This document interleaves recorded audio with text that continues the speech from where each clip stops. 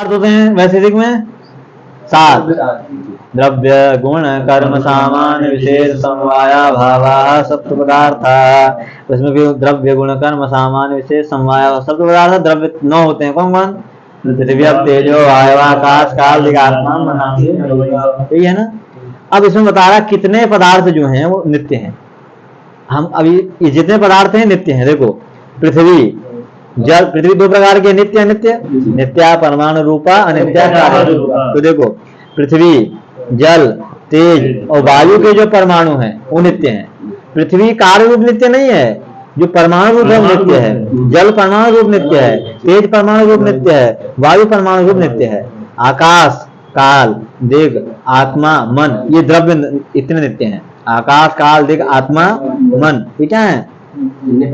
नित्य है। और पृथ्वी जल तेज वायु के परमाणु नित्य हैं। समझे? ये हुई किसकी बात? ये द्रव्य की बात। अब बता रहा जलादि त्रय परमाणुगतम। जो जलादि जल वायु जल तेज वायु ये ना। जलादि त्रय जो परमाणु में रहने वाले जो रूप है, परमाणु में रहने वाला जो रस है, परमाणु रहने वाला जो स्पर्श है अलग अलग जगह, वो जल परमाणुगत द्रवत्व और जल परमाणु में रहने वाला जो द्रवत्व है, उसी परमाणु में रहने वाला जो स्नेह है, नित्य एकत्व परिमाण में नित्य एकत्व परिमाण नित्य जो नित्य एकत्व है उसमें रहने वाला जो परिमाण है, और ईश्वरीय ज्ञान ईश्वर की ज्ञान में ईश्वर का ज्ञान इच्छा कृति सामान्य विशेष समवाय अत्यंत अत्यंताभाव अन्योन्याभाव ये सब क्या नित्य पदार्थ है। समझे? और जो शब्द बुद्धि है वो द्विक्षणावस्थायित्व है। मतलब जो शब्द है वो 2 क्षण रहता है न्यायिक के यहाँ। जो मैंने बोल रहा हूँ ना वो 2 क्षण में मर जा रहा है, फिर वो दूसरे वर्ण को उत्पन्न करके आ रहा है। मैंने जैसे बोला घट, तो घट मैंने बोलते ही यहाँ अंदर खत्म हो गया 2 क्षण में। लेकिन तुम्हारे कान तक कैसे पहुंचा? श्रोत्रेंद्रिय तक कदम मुकलन न्यायन अथवा विचि तरंग न्यायन।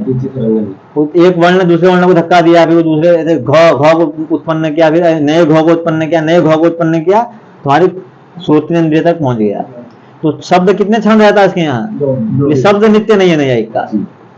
शब्द नित्य नहीं मानता वो। शब्द क्या कहता है? वो अनित्य है। कौन? और वैयाकरण शब्द नित्य ही है उसका। शब्द नित्य हो जाएगा तो सब खत्म हो जाएगा, उसका नित्य हो गया शब्द को। और अपेक्षा बुद्धि कितने समय रहती है? 3 क्षण। अपेक्षा बुद्धि ये ज्ञान भी नित्य नहीं है। तो ज्ञान यदि नित्य होगा तो एक बार पढ़ने से आ जाना चाहिए। जीवन में पढ़ने की जरूरत ही नहीं है। बार दोबारा क्यों रिवाइज करना पड़ेगा? रिवाइज करने की जरूरत है? रिपीट करने की जरूरत नहीं है। कर्म जितना है क्या सब अनित्य है। क्या है? सब अनित्य है। अब इसके बाद बताएंगे हम लोग कि कार्य के भेद से समवायी कारण असमवायी कारण और निमित्त कारण कैसे होता है। निधाय हृदय विश्वेशम विधाय गुरुवंदनम बालानाम सुखभोगाय क्रियते। अब देखिए कल बताए थे विश्वेशम हृदय निधाय, तो विश्व का अर्थ क्या था? चेतना चेतनात्मक प्रपंच, ये तो अर्थ था। विश्व का ये तो अर्थ था, चेतना चेतनात्मक प्रपंच। षष्ठी का अर्थ क्या था? नियम्यत्व। उस नियम्यत्व में चेतना चेतनात्मक प्रपंच का आधेयता संबंध से अन्वय किए थे। ठीक, अर्थ हुआ था प्रपंच निष्ठ नियम्यता। फिर इस शब्द था, इस शब्द का अर्थ था नियामकतावान। उस नियामकतावान घटक एक देश नियामकता में षष्ठ्यर्थ नियम्यत्व का निरूपितत्व संबंध से अन्वय किए थे। तो अर्थ क्या होता? प्रपंच निष्ठ नियम्यता निरूपित नियामकतावान। और द्वितीय का अर्थ किए थे विशेषत्व, तो उस विशेषत्व में नियामकतावान का आधेयता संबंध से अन्वय कर दिए थे। तो अर्थ कर दिए थे प्रपंच निष्ठ नियामकता प्रपंच निष्ठ नियम्यता निरूपित नियामकतावान निष्ठ विशेषता।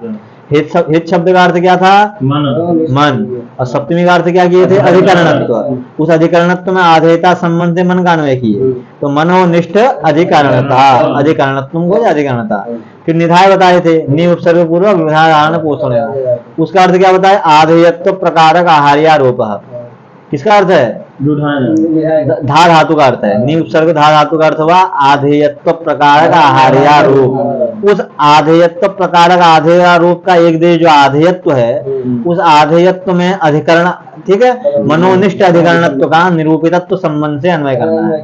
किस संबंध से अन्वय करना है? तो अर्थ होगा मनोनिष्ठ अधिकरणता निरूपित आधेयता निरूपित आधेयत्व प्रकारक आहार्यारूप। क्या कहना है? मनोनिष्ठ निरूपित आधेयत्व प्रकारक आहार्यारूप। अब उस आहार्यारूप का नियामकता व निष्ठ विशेषता का, समझे, नियामकता व निष्ठ विशेषता मतलब बताए थे ना, प्रपंच निष्ठ नियम्यता निरूपित नियामकता व निष्ठ विशेषता का निरूपकत्व संबंध से मनोनिष्ठ अधिकरणता निरूपित आधेयत्व प्रकारक आहार्यारूप में अन्वय करना है। तो पूरा अर्थ क्या होगा? प्रपंच निष्ठ नियम्यता निरूपित नियामकता व निष्ठ नियामकता वनिष्ठ विशेषता निरूपित मनोनिष्ठ अधिकरणता निरूपित आधेयत्व प्रकारक आहार्यारूप। और फिर था ल्यप, उसका अर्थ था सोत्तर ध्वंसाधिकरण काल वृत्तित्व। क्या अर्थ था? ध्वंसाधिकरण काल वृत्तित्व। उस आहार्यारूप का ध्वंस में हम किस संबंध से अन्वय किए थे? स्वनिष्ठ प्रतियोगिता निरूपकत्व संबंध से। तो पूरा इसका अर्थ हुआ प्रपंच निष्ठ नियम्यता निरूपित नियामकता वनिष्ठ विशेषता निरूपित अधिकारणता निरूपित आधेयत्व प्रकारक आहार्यारूपा ध्वंसाधिकरण काल वृत्तित्वम किम गुरुवंदनम, ऐसा कहना है। तो गुरुवंदनम विधाय, गुरोह वंदनम गुरुवंदनम। ठीक, गुरु शब्द का अर्थ क्या होता है? विद्या का जो उपदेष्टा होता है वो गुरु है। अच्छा, गुरु कहाँ का रूप है? षष्ठी का। तो षष्ठी का अर्थ हो गया विशेषत्व। क्या अर्थ होगा? उस विशेषत्व में विद्या उपदेशक गुरु का आधेयता संबंध से अन्वय करना है। मतलब गुरु निष्ठ मतलब विद्योपदेशक निष्ठ विशेषता। षष्ठी का अर्थ क्या मान लिया हमने? विशेषता। और गुरु का अर्थ हुआ विद्या उपदेशक। तो गुरु निष्ठ विशेषता को हो चाहे विद्या उपदेशक निष्ठ विशेषता, ये गुरु का अर्थ होगा, गुरु का। फिर है वंदनम।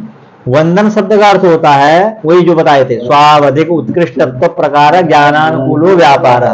देखो स्व से लेना है तो नमस्कार करता है, और उसका जो एक देश है ज्ञान, उसका एक देश क्या हो? स्वनिष्ठात्कृष्टत्व स्वावधिकोत्कर्ष स्वावधिक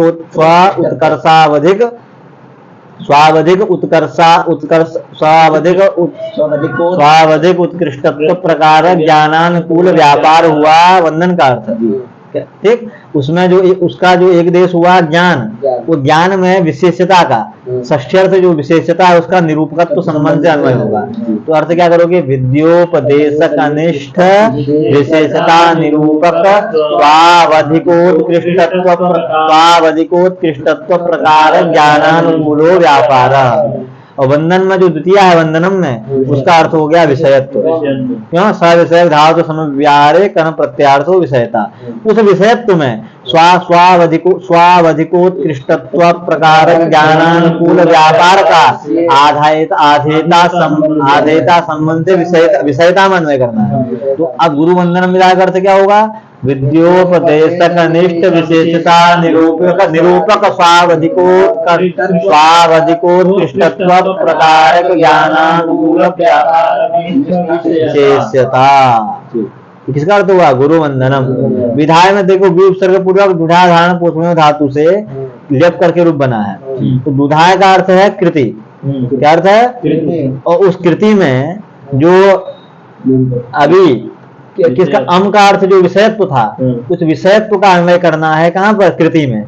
किस संबंध? निरूपकत्व संबंध से। तो अर्थ क्या होगा? विद्योपदेशक निष्ठ विशेषता निरूपक स्वावधिकोत्कृष्टत्व प्रकारक ज्ञानानुकूल निष्ठ विषयता निरूपक कृति, निरूपका कृति ही। और विधाय में जो लेप है उसका वही अर्थ ध्वंसाधिकरण काल विवृत्वम अर्थ। उसके एक देश ध्वंस में किसका? कृति का अन्वय करना है प्रतियोगिता निरूपकत्व संबंध से। तो अब गुरु वंदन में अर्थ क्या हुआ? विद्योपदेशक निष्ठ विशेषता निरूपक स्वावधिकोत्कृष्टत्व प्रकार ज्ञानानुकूल व्यापारादिष्ट विषयता निरूपक कृति प्रतियोगी हुआ।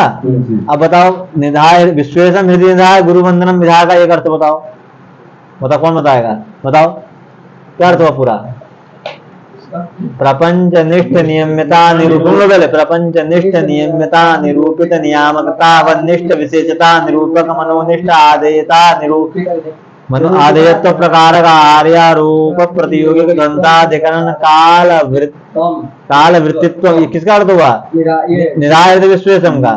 अब उसको आगे ले जाना है कि कैसे ले जाओगे, प्रपंच निष्ठ हो गया, वो हो गया। अब विद्योपद इसका हुआ गुरु वंदन में जाएगा विद्योपदेशक निष्ठ विशेषता निरूपक स्वावधिकोत्कृष्टत्व प्रकार ज्ञानानुकूल व्यापार निष्ठ विषयता निरूपित कृति प्रतियोगी ध्वंसाधिकरण काल वृत्तित्व, ये हुआ गुरु वंदनम विधाय। अच्छा भैया, ये जब गुरु वंदनम विधाय हृदय विश्वेशम पूरा अगर जुड़ेगा तो ये दोनों को जोड़ना है ना, दोनों जुड़ेंगे ना भैया, पूरा जुड़े खुद ही बताएगा वो। चलो अब आया बाला नाम सुखबोध आया।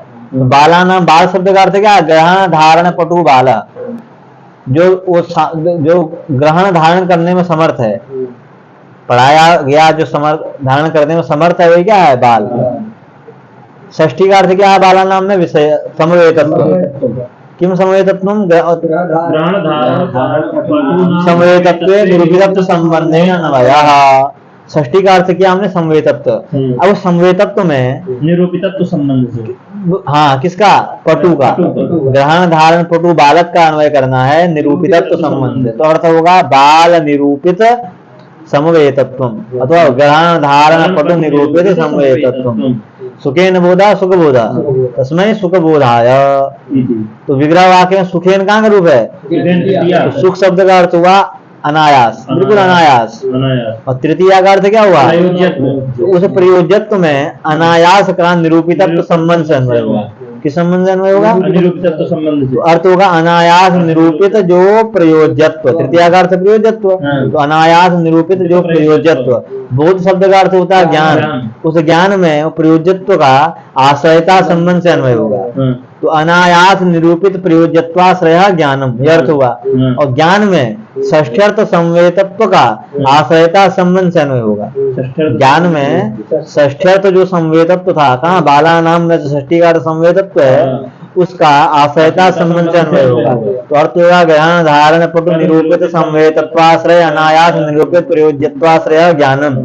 अब बोधाय में जो चतुर्थी है उसका अर्थ हुआ उद्देश्यत्व, उद्देश्यत्व में ज्ञान का आधेयता संबंध से अन्वय हुआ, तो अर्थ पूरा हुआ बाल निष्ठ बाल निरूपित समवेतत्वाश्रयानायास निरूपित प्रयोजत्वाश्रय ज्ञान निष्ठा उद्देश्यता, ये हुआ बाला नाम सुखबोधाय। अब इसके बाद है क्रियते तर्क संग्रह, उसका आएगा, ठीक है, ठीक।